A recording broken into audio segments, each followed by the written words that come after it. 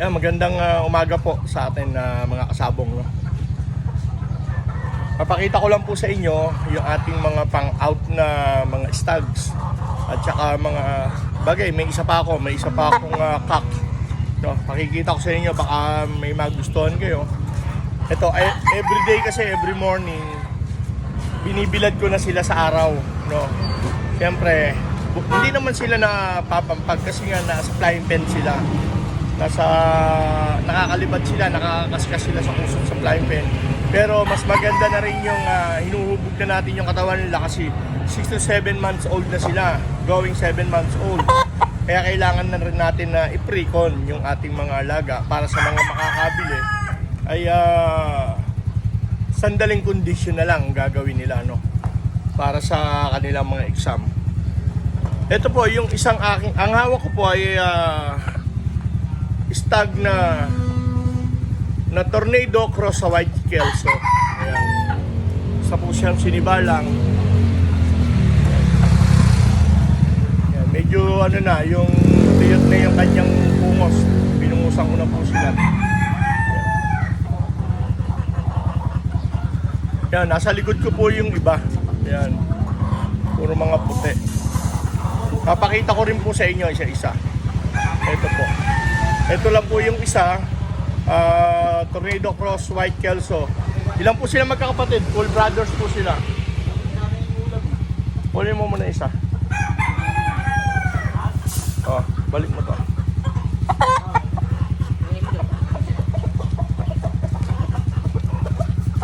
Ito naman po yung isang kapatid.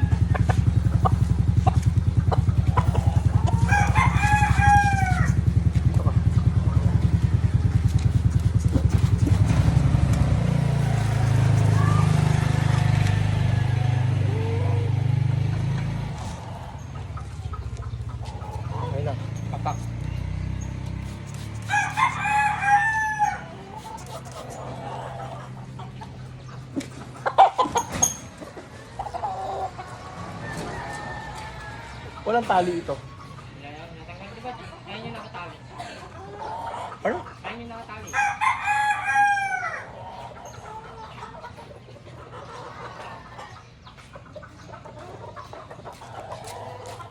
Ito naman po yung kapatid.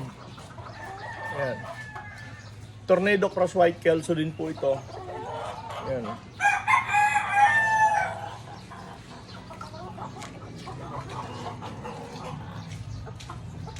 Going 7 months old. Ayan. Okay na rin yung kanilang palong.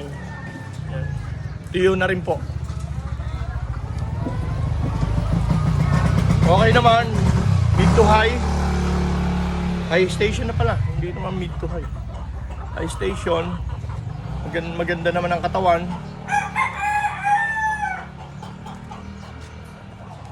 Yung iba lang mailap. Ito medyo mailap, yung dalawa mailap din. Dahil hindi naman pinaghahawakan, ngayon palang sinisimulan paghahawakan.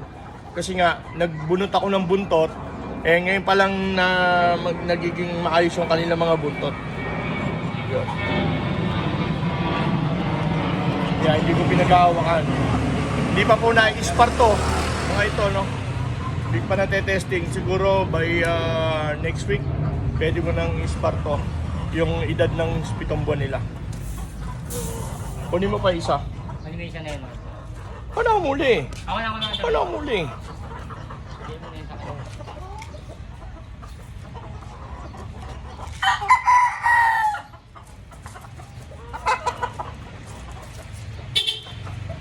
Huwag ka.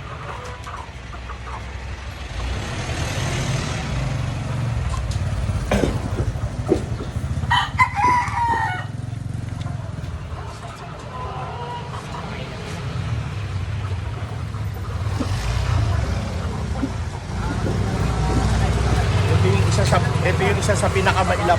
No? Talagang hindi ko pinaghahawakan. Tapos yung kanyang buntot hindi pa siguro next month okay na to. Paki-spray mo.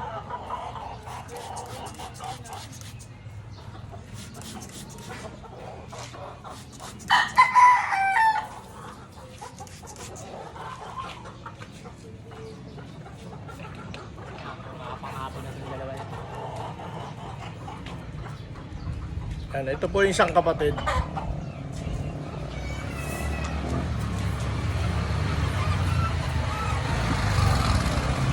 Yan, kunin yan. Kunin yan. Kunin mo. Ito po. Sinibalang pa rin. Ito, hindi ko na pungusan. Baka ngayon pungusan ko. Dahil nga medyo tayo ito nung ngayon bumamahapay na. Pungusan ko na rin ngayon. Ayan. Ito na lang mapupungusan ngayon. The rest, napungusan ko na eh. Ayan. Ito po yung ilan na ba to? Pangatlo. Ito pala pwede na, lalayo pa ako. Ito na pala pwede na ako. Ito naman po yung pang-apat na mga sabong.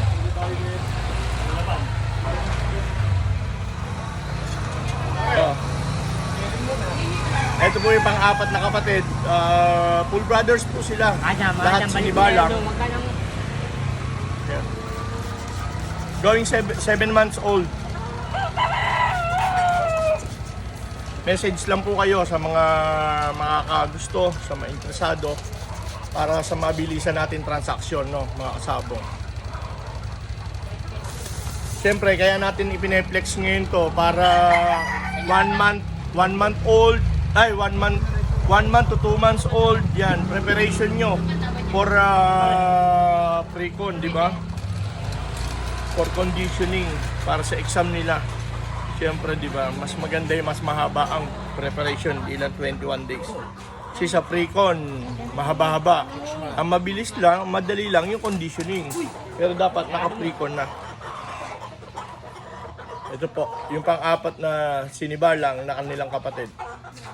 Pero huwag kayong mag-alala, everyday po ito na pinapaarawan ko na tuwing umaga. Ayan. Para medyo malakas na ang katawan nila. Pag nakuha nyo at nabili nyo, konting kondisyon na lang kailangan natin, mga kasabong.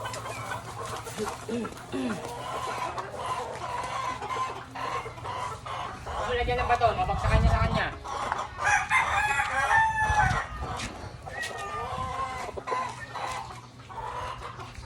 Spray mo.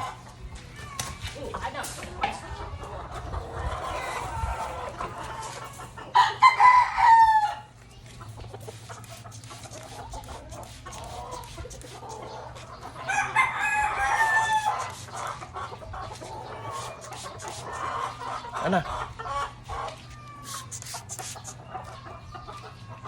Ito naman po yung mga sabong, isa sa pure white kelso natin sa mga makakagusto.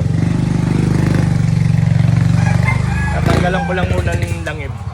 Ito yung pinapahid kasi natin sa lamok, no, mga sabong. Yung ma-oil. Yan. Spray.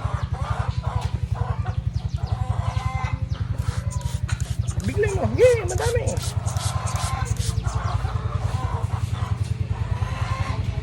Yan. Ito po yung pure white kelso na straight comb, white pit, high station. Yan. Broodstag, pure white kelso. Baka maibigan nyo at gusto nyo magsimula. Ito ang para sa inyo. Quality, high station. Broodstag, pure white kelso, Biboy Enriquez line. Papakita ko pa sa inyo yung isang white kelso.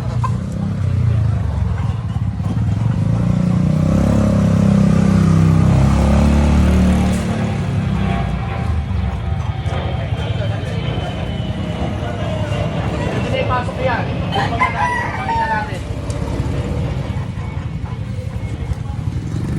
Spray.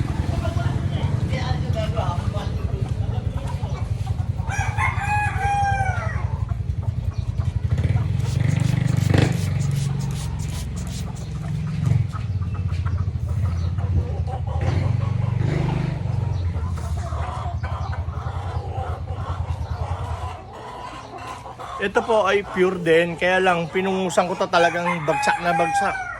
Hapay na hapay yung kanyang palong. hapay na hapay, kaya pinungusan ko. Talagang duling na yung manok. No? Pero ito po ay materialis din, broodstag din po ito. Picom, pure white kelso. Yan. Tatlo po itong pwede niyong pagpilian na pure white kelso na broodstag. Ano yung pa isa?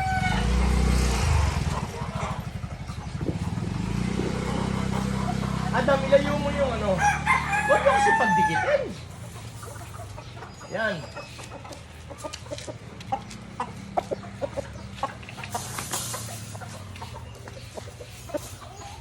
Nakikita niyo yung mga yan. Ito po yung isa, mga kasabong. Oh.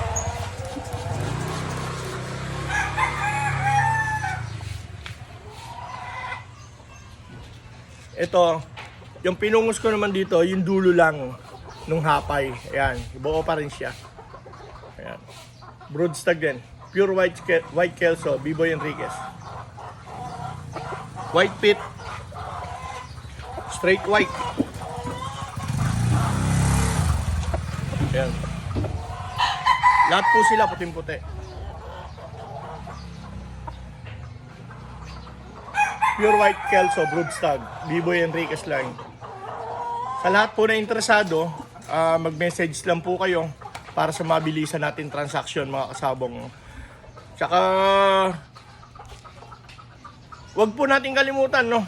Yung ating bagong page na SN Gustav Backyard, mga kasabong. Kasi yung isang ating page na-restrict.